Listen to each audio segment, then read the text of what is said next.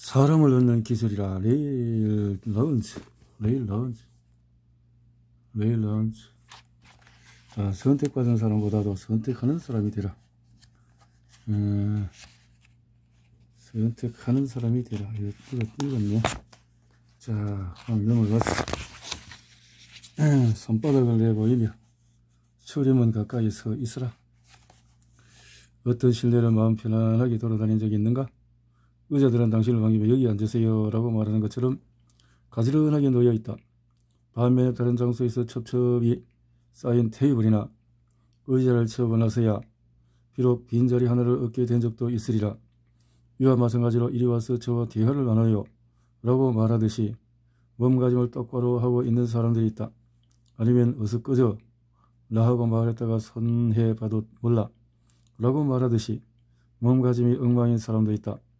부끄러움을 잘 타는 사람은 양팔을 껴안은 채 부지불식간에 다가오지마 라고 말한다.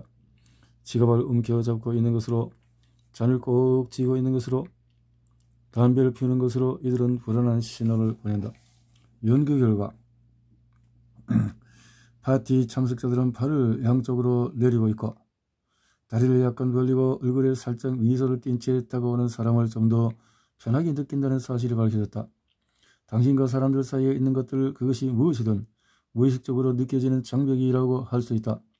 심지어 당신의 지갑까지도 말이다. 그래서 핸드백을 꽉 쥐고 있는 여성보다는 숄더백을 자연스럽게 걸치고 있는 여성에게 좀 더 많은 남성이 접근한다. 손이 아닌 어깨에 숄더백을 걸쳤다는 사실은 대화를 나누는데 장애물이 전혀 없다는 뜻이다. 사람들에게 손바닥을 보여라. 이제 가장 중요한 것을 살펴보자. 얼굴 다음에는 발목과 손바닥처럼 강한 인상을 주는 신체 부위는 없다. 손바닥을 펼치는 것은 감수성이 뛰어난 사람이라고 말하는 것과 같다. 형제들이여 내게로 오라고 말할 때 교황은 발목과 손바닥을 상대방에 보인다. 경찰에게 걸린 강도는 포기했으니 제발 쏘지 마세요 라고 말하면서 발목과 손바닥을 경찰에게 보인다. 선진한 사람은 누가 돈을 가져갔는지 모르겠는데요 라고 말하면서 발목과 손바닥을 상대에게 보인다.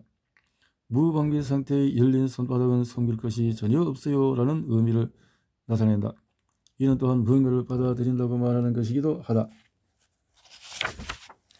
비즈니스 동료 말을 귀담아 들으면서 그 사람의 말을 받아들이겠다고 하면 발목과 손바닥을 그거 확실하게 볼 수 있도록 활짝 펼쳐라. 설령 고개는 끄덕이지 않는다 하더라도 발목을 앞으로 내보여라.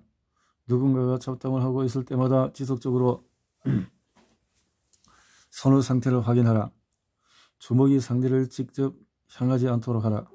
그들이 당신의 발목과 손바닥의 보드랍고 매혹적인 피부를 보는 기쁨을 누리게 하라. 당신의 주먹의 주름진 부분을 굳이 숨기려 하지 마라. 가슴 뛰는 연애를 꿈꾸는가 승려들이여, 손이 당신의 입을 대신 말을 하도록 하라.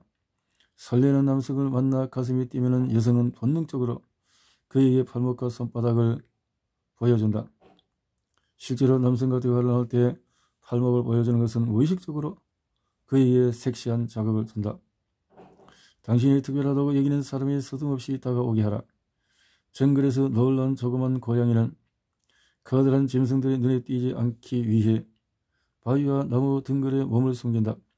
인간 사회라는 정글에서 부끄러움을 많이 타는 사람들 역시 이와 마찬가지로 행동한다. 이들은 본능적으로 구석을 찾고 눈에 띄지 않는 자리에 가서 앉는다. 하지만 휴머와 사자는 정글 한복판을 자신감 넘치는 표정으로 어슬렁거린다. 녀석들은 그 누구의 눈에 띄든지 전혀 개의치 않는다. 인간 사회라는 정글에서 성공한 사람들도 마찬가지다. 그들은 다른 사람이 자신을 볼 수 있는 위치를 항상 선점한다. 어떤 모임에 참석했다면 출입문 가까이에 위치하라. 모든 사람이 당신이 있는 곳을 지나쳐야 나갈 수 있기 때문이다. 좋은 추억을 되새겨 주어라. 인간관계에서 성공한 사람들은 늘 상대의 소소한 생활 습관을 철저하리만큼 파악한다. 무슨 취재나 인터뷰를 통해서 파악하는 게 아니다. 스쳐 지나가듯이 들은 정보를 소홀히 다루지 않고 자신의 수첩의 컴퓨터에 저장한다. 그리고는 어느 날 다시 만났을 때의 시치미를 똑 떼며 스쳐 지나가듯이 그들의 안부를 묻는다. 안녕, 저 자메이카 여행은 즐거웠나? 샘, 아이들이 리틀 연구원에 들어갔나? 셸리, 그날 이후 고객들 반응이 괜찮지? 이처럼 상대가 예전에 겪었던 좋은 추억이나 일들을 되새겨주는 것처럼 상대를 감동시키는 것도 없다. 상대의 개인적인 열정을 되새겨주는 것도 사람을 얻는 지혜로운 방법이다. 몇 년 전 나는 한 잡지의 칼럼을 정기 연재하고 있었다. 그때 내 칼럼을 담당했던 편집자 캐리는 새로 집에 들여온 쿠키라는 새끼 고양이에 온통 정신이 팔려 있었다. 그러던 그녀를 최근 작가들의 모임에서 우연히 다시 만났다. 그녀와 나는 반가운 인사를 나눴고 다시 나는 물었다. 캐리, 이제 쿠키 녀석은 덩치 큰 고양이가 되었겠거냐? 녀석의 근황은 어때요? 어머, 레일씨, 솔직히 선생님이 녀석을 기억하고 있으리라고는 정말 생각도 못했네요. 녀석은 정말 좋아요. 캐리는 현재 나의 작품을 해외로 수출하는 판권 담당자 역할을 하고 있고 누구보다 그 일을 위해서 열정을 쏟고 있다. 먼저 상대의 말을 경청하라. 그들이 갖고 있는 특별한 추억, 현재에 흠뻑 빠져있는 일들에 대해 기록하라. 고객이 아침 식사로 콘프레이크를 먹었다고 말하면 후에 그것에 대해서 넌지시 말하라.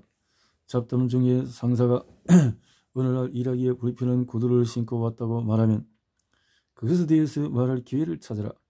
고객이 언제나 치실을 사용한다고 말하면 나중에 만났을 때 그러한 양치 습관을 칭찬해 주라.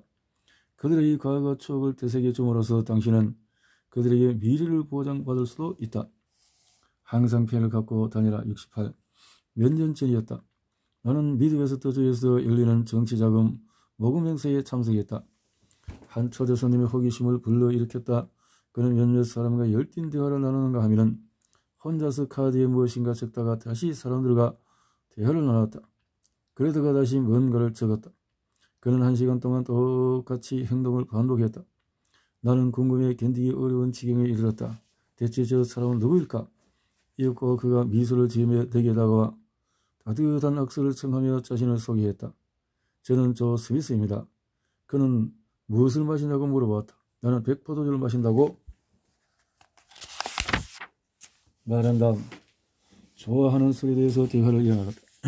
우리가 말하는 동안에 무엇을 그렇게 정신없이 적었냐고 물어보고 싶은 마음이 굴뚝 같았지만 가까스로 참았다. 몇 분이 지났고 친구가 눈에 띄었다. 나는 실례한다고 말하며 일어섰다. 그의 부탁에 따라서 명함을 건네며 슬쩍 어깨 너머로 그를 살폈다.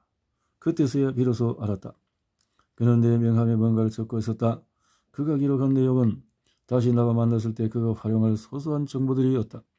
나는 지나가듯이 농담처럼 물었다. 아직 저는 저에게 대해서 별로 말한 게 없는데 뭘 적고 계시는 건가요? 하하, 당신이 제 호기심에 불씨를 당겼어요. 활짝 웃으며 그는 내게 명함을 보여주었다. 거기에는 백포도주라고 적혀 있었다. 그는 내게 다른 사람들의 명함들도 보여주었다. 거기에도 깨알처럼 뭔가 적혀 있었던 건 물론이다. 그리고 몇 달이 지나지 않아 저에게서 엽서가 도착했다. 요즘도 백포도주를 즐기시나요? 충분히 예상한 엽서였는데도 나는 감동을 먹지 않을 수 없었다. 조 스미스는 상원 의원이었다. 그가 대통령 선거에 나온다면 나는 기꺼이 그에게 한 표를 던지려 결심까지 했다. 모임에 갈 때는 반드시 펜을 갖고 가라. 그리고 명함을 얻어라. 명함의 뒷면에 상대의 매력과 특징에 대해 간략하게 기록하라. 상대가 자주 가는 식당, 가장 좋아하는 스포츠, 영화, 음료나 술, 가장 존경하는 인물, 성장한 지역, 학창시절 받은 상장이나 크게 웃었던 농담 등을 적어라. 다음에 그를 만났을 때 명함에 적어놓은 것들로 대화를 시작하라. 마음보다 먼저 몸을 먼저 읽어라. 재미는 타의의 투정을 불어난 판매왕이다. 그의 성공 비결은 간단하다. 눈을 크게 뜨고 구매자의 행동을 유심히 지켜보면 팔로가 보이죠. 재미는 구매 상담을 벌이면서 고객의 선호적인 발동작, 얼굴 표정, 안절부절 못하는 행동, 미세한 신체 경련, 머뭇거림, 심지어 눈동자의 움직임까지 치밀하게 관찰한다. 제 아무리 포커페이스인 고객일지라도 그는 언제나 커뮤니케이션을 판매하고 있죠. 판매사원의 말에 한마디 답을 하지 않더라도 고객은 자신의 무의식적인 행동을 통해서 의견을 확실하게 전달하고 있다는 설명이다. 지혜미는 고객이 듣고자 하는 것, 듣지 않으려 하는 것, 그리고 순간적으로 환멸을 승상시키거나 승상시키지 않게 만드는 것과 중립적인 태도가 남기는 것이 무엇인지를 안다고 말한다. 지혜미가 판매하는 제품은 고가의 조명장치다. 그는 늘 10명 이상의 고객들에게 판매 프레젠테이션을 해야 한다. 그는 구매자의 행동을 유심히 지켜보는 판매의 첫 번째 어려움은 최종 결정을 하는 사람이 누구인가를 파악하는 것이다 라고 말한다. 지혜미는 자신의 어려운 점을 파격적으로 시작한다. 안녕하세요 신사숙녀 여러분.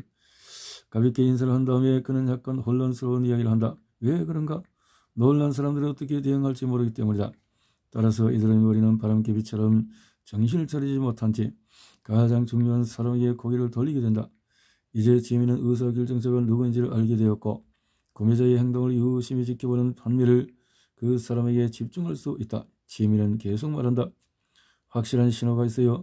사람들은 무관심하던 듯이 어깨를 으쓱하기도 하고 초조한 듯이 손가락을 톡톡 치기도 하고 불편하다는 듯이 목의 칼날을 풀어헤치기도 합니다. 하지만 나의 안테나를 계속 고정시키게 하는 다른 무의식적인 제스처는 무척이나 많아요. 이를테면 잠재 고객의 머리 위치에 정확한 각도를 눈여겨봅니다. 얼굴이 나를 정면으로 향하고 있으면, 특히 약간 얼굴이 귀엽게 위를 향하고 있으면 그것은 관심이 있다는 의미랍니다. 그 경우에 저는 계속 말을 나가죠. 하지만 그들의 고개가 약간 옆으로 돌아가 있으면 그것은 좋지 않은 신호입니다. 나는 그것을 화제를 다른 곳으로 돌려서 제품에 깃든 유익을 돌려 말하는 신호로 받아들입니다. 지혜미는 양복을 만드는 사람처럼 출자로 재듯이 정확히 고객의 반응을 파악하는 것은 물론 고객의 기분이 별로 좋지 않을 때는 적극적으로 고객의 신체를 조정하는 방법을 활용한다. 그는 신체가 반드시 열린 자세를 유지하고 있어야 상대의 마음에 부합할 수 있다고 강조한다. 이를테면 그는 계속해서 고객의 가슴에 팔짱을 끼고 있으면 무엇인가 살펴볼 것을 건네주어 그가 그것을 잡기 위해서 팔짱을 풀도록 만들라고 주문한다. 지혜미는 항상 장벽을 깨뜨리기 위해 가방 가득 소품을 갖고 다닌다. 그는 결혼한 잠재 고객들에게 나눠줄 아내와 아이들의 사진을 넣을 수 있는 아담한 소품, 계를 기르는 고객에게 제공할 캐리어 사진, 골동품을 좋아하는 사람들에게 보여줄 시계, 고시계, 기계의 종류를 좋아하는 사람들에게 보여줄 휴대용 컴퓨터를 갖고 다닌다. 뭔가를 잡으려고 그들이 팔짱을 푸는 순간 나는 그들의 마음에 깊은 인상을 남깁니다. 지혜미는 고객의 은밀한 반응에 따라서 설명하는 시간의 속도를 맞춘다. 고객이 물건에 손을 뻗으면 그는 말을 느리게 하거나 조용히 해야 하는 신호로 받아들인다. 종이 클립을 잡거나 책상에 있는 폴드를 갖고 장난을 치면 물건에 대해 생각하고 있으라고 말하는 것과 같다. 물론 지혜미는 항상 계약서를 잡거나 펜을 만지작거리거나 주먹을 쥐는 것 같은 판매 시작 신호를 눈여겨본다. 이 지점에서 그는 신속하게 판매를 성사시킨다. 계약서에 서명할 펜을 잡게 하는 다른 신호는 잠재 고객의 머리가 장난감 오리처럼 오르락내리하기 시작할 때다. 이들은 침묵으로 그래 내가 살 거야 라고 소리치고 있다. 재주가 없는 세일즈맨은 교육을 통해서 배운 판매에 필요한 대화를 지루하게 끝낼 때까지 지속한다. 말을 길게 한다고 해서 말을 잘한다고 해서 물건을 판매할 수 있는 것은 아니다. 고객의 머리를 앞뒤로 움직이면 결코 나는 구매하지 않아 라는 신호다. 지혜미의 고객 관찰설은 비단 판매에만 국한되는 게 아니다. 내 친구 데보라가 결혼을 한 2달 앞두었을 무렵에 나는 그녀가 진정 상대를 사랑하는지를 물었다. 그럼 우리 정말 서로를 깊이 사랑하고 있어. 데보라는 그렇게 말했지만은 무의식적으로 고개를 앞뒤로 흔들고 있었다. 데보라는 결국 파혼을 하고 말았다. 그녀의 신체는 마음이 미처 깨닫지 못한 것을 이미 깨닫고 있었기 때문이다. 당신이 얘기를 하고 있는데 상대가 고개를 돌린다고 해서 결코 분노하지 마라. 분노하는 대신에 재빨리 화제를 전환하라. 상대에게 어떤 것을 좋아하는지 물어보라. 당신이 가장 뛰어난 인지라는 사실을 확산시키려 할 때마다 삶의 파트너 역할에 가장 적합한 사람이라는 사실을 확신시키려 할 때마다 바디랭귀지를 읽은 다음에 시각적인 채널에 맞춰라. 끊어지면 반드시 이어져라. 70. 고대 일본에서 누군가가 자신의 목숨을 구해주면 목숨을 건진 사람은 그를 평생의 은인으로 살면서 살았다. 사람들과의 관계도 마찬가지다. 모임에서 누군가 핵심을 말하려고 하는 찰나 웨이터가 주문을 받으러 오는 바람에 이야기의 흐름이 갑자기 끊긴다. 갑자기 큰 소리를 아기가 울기도 한다. 전화벨이 울기도 한다. 그러면 사람들은 새롭게 발생한 상황에 신호선을 돌리고 대화를 주도해 나가던 사람은 멋쓰게지고 만다. 새로운 상황이 종결되고 나서도 그는 더 이상 자신의 이야기를 이어나가지 못한 채 어색한 침묵에 갇히고 만다. 그럴 때 바로 당신의 도움이 필요하다. 존, 아까 그 얘기 좀 계속해봐요. 그래서 어떻게 됐어요? 정말 궁금하네. 그러면 당신을 바라보는 존의 눈빛에 존경과 감사가 교차하고 있음을 어렵지 않게 발견할 수 있을 것이다. 존이 성공한 사람이란 당신을 고용할 수도 있고 승진시킬 수도 있고 당신에게 제품을 구매할 수도 있다. 당신의 작은 허위 하나가 불러오는 파장은 실로 엄청날 수 있다는 점을 명심하라. 누군가의 이야기가 갑자기 끊어지면 아무렇지도 않은 듯 가만히 있어라. 주변 사람들이 어린아이를 잠시 돌보도록 음식을 주문하도록 멋진 찻잔을 살펴볼 수 있도록 시간을 주어라. 그리고 나서 분위기가 진정되면 자신의 이야기가 끊어져서 낭비가 맺혀져 있는 사람에게 구원의 손길을 뻗어 주어라. 봉투 판매 사원에서 이rak 기업의 CEO가 되었으며 미국인이 가장 필요하는 비즈니스 동기부여 컨설턴트인 하비 맥케이는 다음과 같이 말했다. 세상은 호의를 베푸는 사람에게 그만큼 보상을 베풀어준다. 끊어지면 반드시 이어주어라. 그렇군요. 당신에게 돌아가는 이익을 정확하게 밝혀라. 육감이 뛰어난 비즈니스맨은 모든 사람이 한결같이 동일한 라디오 방송국에 채널을 맞추겠다는 사실을 잘 안다. 어떤 사람이 무엇인가 말할 때마다 상대의 본능적인 반응은 그게 나랑 무슨 상관이 있어? 라는 것이다. 세일즈 전문가들은 이러한 한결같은 질문을 What's in it for me? 라고 부른다. 그것은 상당히 관심을 WIFM 원리에 기울이는 까닭에 제품이나 서비스 특징에만 열을 올리지 않는다. 최고의 브로들은 구매자에게 유익을 강조함으로써 협상을 시작한다. 민감한 협상하는 동안에 전술적인 이유를 제외하고는 인간관계에 뛰어나고 성공한 사람들은 거기에 나와 무슨 상관이 있어? 와, 당신에게 돌아가는 이익이 무엇이기 때문에 내놓는다. 이는 매우 중요하기 때문에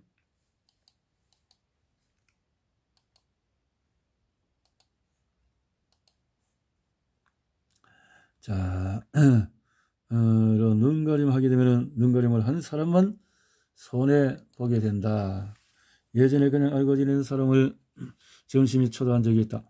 마케팅 협의회 책임자인 샘에게 내 강연 비즈니스와 관련해서 컨설팅을 하고 싶어서였다. 나는 그에게 내 욕망이 뭔지를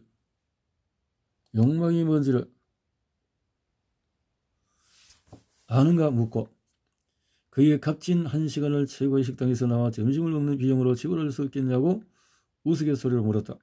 내 자아나 본질은 다음과 같은 것이었다. 샘, 맛있는 점심을 나와 함께하면서 알 수 없는 기쁨을 누리는 것 외에는 당신에게 실질적인 유익이 없다는 것을 사실을 알아야 해. 실질적인 유익이 없다는 것을 사실을 알아야 해. 다시 말해서 나는 와이파이를 드러내고 있었다. 그에게 나에게 만남이 보다 편안하도록 샘, 당신 일터와 가까운 곳에 있는 최고급 식당을 골라봐 라고 말했다. 점심을 이용한 컨설팅 하기로 약속한 날이 되었고 나는 45분 동안 시내를 지나서서 그가 고른 식당을 찾아갔다. 식당에 들어서면서 나는 실내 한가운데 앉아서 미소를 짓고 있는 샘과 거대한 테이블 주위에 일단의 사람들이 정렬에 앉아있는 모습을 보고는 깜짝 놀랐다.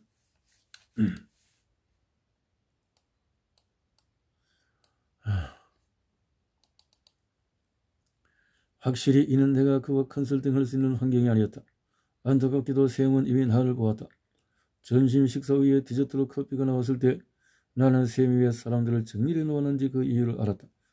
그러나 내가 그 사람들 개개인에게 기업에 필요한 특별한 세미나 랠리였고 첫째 주에 유니시티의 주력 제품을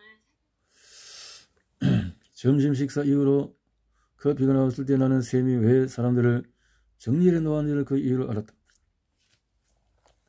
내가 그 사람들에게 개개인에게 기업에 필요한 특별한 전문 지식을 프리젠테이션하기를 원했다. 교활한 여우는 자신이 그게 나와 무슨 사랑이 있어를 전혀 들여놓지 않았다. 성김없고 통크게 놀았던 다음에는 샘은 내게로 전화로 내일 각자 부담하는 점심에 내 기업에 도움이 될 수 있는 연사들을 불러서 물론 나는 당신의 강연 비즈니스에 대한 당신의 질문에 답을 하려고 애쓰고 있지만 10명이 한 그룹이 되어야 해. 그룹에 참여할래? 아니면 좀 더 사적으로 말할 수 있는 날을 고를까? 라고 말했어야 했다. 그가 설득했다면 나는 기쁘게 샘의 그룹을 위해 무료 강연을 해 주었으리라. 그보다는 와이파임을 드러내지 않음으로써 샘이나 나나 중요한 것을 잃고 말았다. 그의 장께로 나는 반나절을 허비했고 그는 자신의 그룹에게 필요한 내 무료 연수를 잃었다.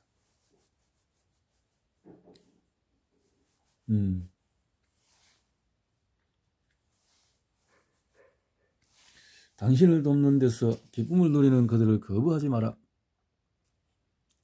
성공한 사람들은 누군가에게 호의를 구할 때 테이블에 먼저 명함을 내놓는다. 다수의 마음씨 좋은 사람들은 상대의 호의가 자신들에게 얼마나 중요한가에 대해서 말하는 것을 당황스럽게 생각한다. 따라서 이들은 그것이 중요함에도 아무렇지 않은 것처럼 부탁한다. 스티븐이라는 친구가 있다. 그는 자신의 직장에서 열리는 연례 행사에 참여할 밴드를 찾고 있었다. 그가 내게 그것에 대해서 물어봤을 때 나는 미안해, 정말 아는 밴드가 없어라고 말했다. 하지만 그는 막무가내였다. 레일, 예전에 크루즈 선생의 밴드와 함께 일한 적이 있지 않아? 라고 강하게 나를 몰아붙였다. 나는 그에게 그건 사실이야. 하지만 더 이상 그들과 연락을 하지 않아 라고 말했다. 나는 그 정도면 그가 받아들일 것이라고 지리 짐작했다. 하지만은 그는 포기하지 않았다. 그는 나를 더 심하게 몰아붙였고 나는 한편으로 당황스럽고 한편으로는 화가 났다. 마침내 나는 스티븐 밴드를 데려오는 책임을 도대체 누가 진 거야? 라고 물었다. 그는 수줍은 듯이 나야 라고 말했다. 뭐야 스티븐? 왜 그 책임을 진 사람이라고 말하지 않는 거야? 그러면 내가 좋은 밴드가 있는지 적극적으로 알아봤을 텐데. 나는 이리저리 뛰고 다니고 몇 차례 전화를 건 후에 그에게 밴드를 추천해줬다. 하지만 스티븐은 그 일이 자신에게 얼마나 중요한 것을 나에게 말하지 않음으로써 도움을 받지 못할 뻔했다. 또한 YPM을 드러내지 않음으로써 친구로서의 존경심에 금이 가게 만들었다.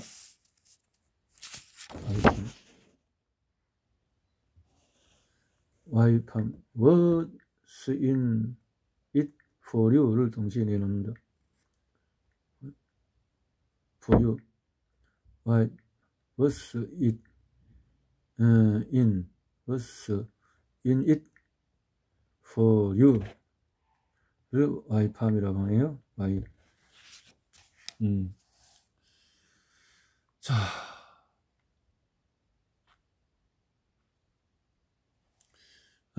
수줍은 듯이 나야라고 말했다. 뭐야 스티브, 왜 책임을 진 사람이라고 말하지 않은 거야? 그는 내가 좋은 밴드가 있는지 적극적으로 알아봤을 텐데.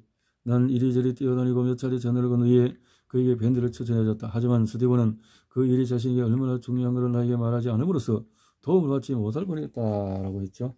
친구로서 누군가에게 호의를 부탁하면 그것이 당신에게 얼마나 중요한 것인가를 상대가 알도록 하라. 당신은 직설적인 사람으로 보이고 당신에게 도움을 제공했다는 기쁨은 종종 충분한 보상을 받는다. 이들에게 이 같은 기쁨을 누리게 하라. 미팅을 제안하거나 호의를 베풀 때마다 각자의 유익을 드러내라. 나에게 도움이 되는 것이 무엇인가? 상대에게 도움이 되는 것이 무엇인가를 드러내라.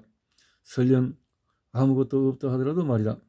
숨겨진 의도가 훗날에 드러나면 당신은 교활한 여유라는 딱지를 얻게 된다. 천천히 서둘러라. 여기까지.